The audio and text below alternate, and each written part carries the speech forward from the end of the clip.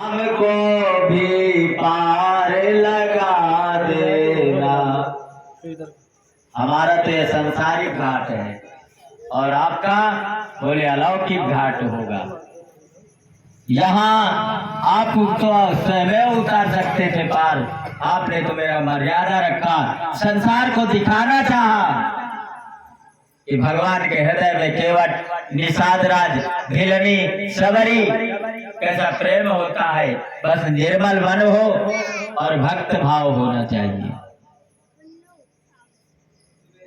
केवट ने कहा, रामचंद्र जी ने कहा कि यदि आओगे तुम घाट मेरे, और इसको छोड़ो, निश्चित कर दिया एकदम, यदि जिसने मम दर्शन फल परम अनुपा अजीव पावनिज सहज स्वरूपा।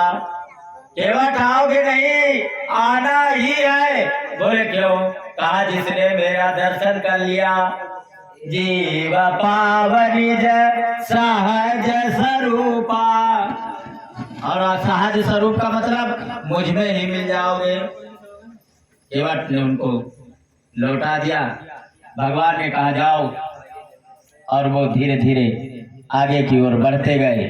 सूत जी ने आगे के प्रसंग में लिखा अरण्य वन के विषय में। गोस्वामी तुलसीदास जी लिखते हैं, सबसे ज्यादा समय अगर कहीं रहे भगवान तो वो था चित्रकूट। चित्रकूट की भूमि आज भी परम पवित्र है। और चित्रकूट में चित्रकूट रघुनंदन छाए। हर जगह आदमी जाता है तो बोले छा गए का क्या मतलब है?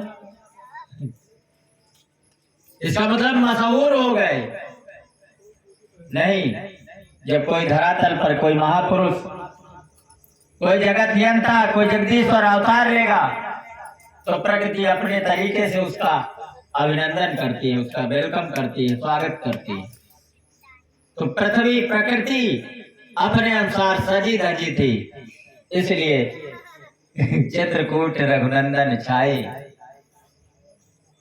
उनके स्वागत में जिन फूलों का समय निकल चुका है वो भी आज खड़े हैं।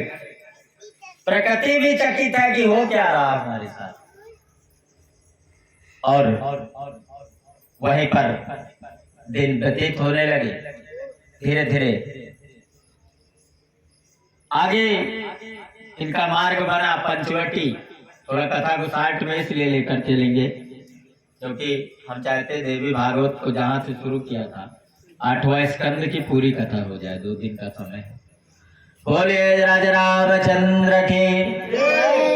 पंचवटी, पंचवटेन जहां पर 5 वृक्षों का समूह हो, पाकर, पीपर, गूलर, बरगद, आम, उसको पंचवटी कहा गया। पंचवटी में रहे कुटिया बना करके।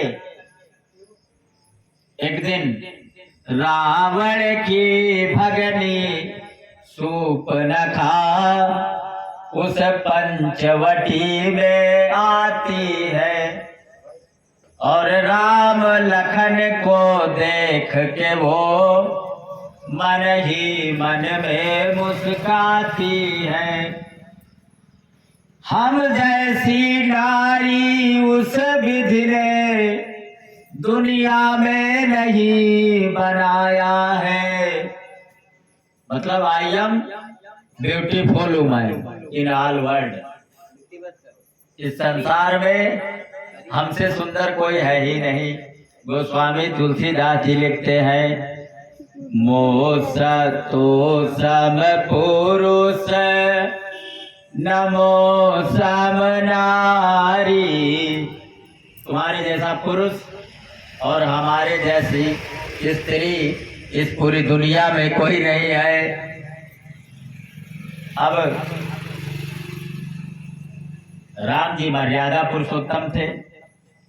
उन्होंने कहा कि मेरे तो प्राण प्रिया संग में है सीता वही कहती है। और कहा संकेत किया लक्ष्मण की ओर, बोले वो अभी कुंवारे हैं।